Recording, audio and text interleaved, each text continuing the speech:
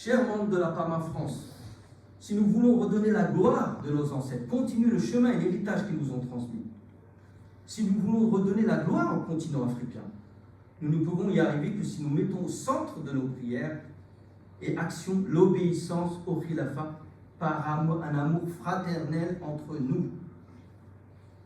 Le saint prophète a dit « Tous les musulmans sont frères ». Et Allah, par l'entremise du Messie promet, il a mis l'amour dans nos cœurs, chose qu'on ne pouvait pas faire de nous-mêmes. Donc, laissez les rivalités de territoire, de nationalisme, de pouvoir, d'acquisition de biens mondains, car en fait, ils ne sont pas destinés à nous, in fine. Même si on peut y en hériter plus tard, ils ne nous sont pas destinés.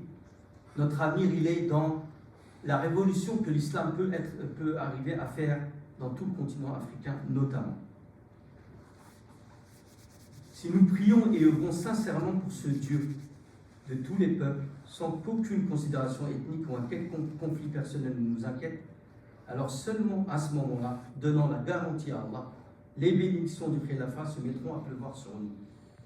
Si les générations de musulmans africains du passé ont pu faire ce qu'elles ont fait, alors qu'elles n'avaient pas la Khilafa, soyez sûrs que sous l'égide de cet islam unifié, malgré la diversité des peuples, l'universalité de l'islam a montré dans l'histoire que chaque peuple était capable de faire avancer la cause de l'islam.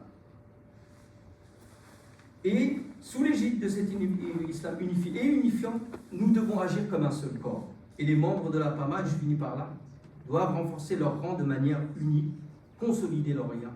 Ils doivent laisser toutes leurs pensées personnelles, leurs ressentiments et leurs préjugés, leurs sentiments de fierté nationaliste, leur ego personnel, basé sur leur ethnie pour s'unir, et ils doivent se tourner vers Allah, le servir avec toutes leurs capacités et leurs facultés, et laisser un peu de ce confort mondain et entrer dans le chemin du sacrifice. Nous devons savoir pardonner aux erreurs de nos frères et ne pas prêter à nos frères des intentions qui ne sont pas les leurs et agir véritablement comme une seule et même famille, comme des frères s'aimant les uns les autres. Mais alhamdoulilah, c'est déjà le cas dans une certaine mesure. Bien sûr, le chemin est encore loin. Dans le PAMA France, mais en France, par la grâce d'Allah, une grande diversité de la diaspora de l'Afrique. Alors, on l'a, elle est là, elle est présente, l'ingrédient est là. Nous devons plus que jamais maintenir et fortifier notre relation avec Allah et avec le Khalif, beaucoup plus qu'auparavant. Nous arrivons à un moment de notre histoire dans l'Ahmadiyya où nos qualités morales et spirituelles doivent être plus que jamais mises en pratique. C'est le moment de démontrer cet islam unifié. Soyons issus, soyons unis malgré la diversité des peuples, parce qu'elle n'est pas en fait une contradiction, mais elle est une force. C'est le moment d'intensifier nos prières, et notre amour pour Allah et montrer ce visage d'amour unifié au monde pour accomplir nos obligations envers l'humanité.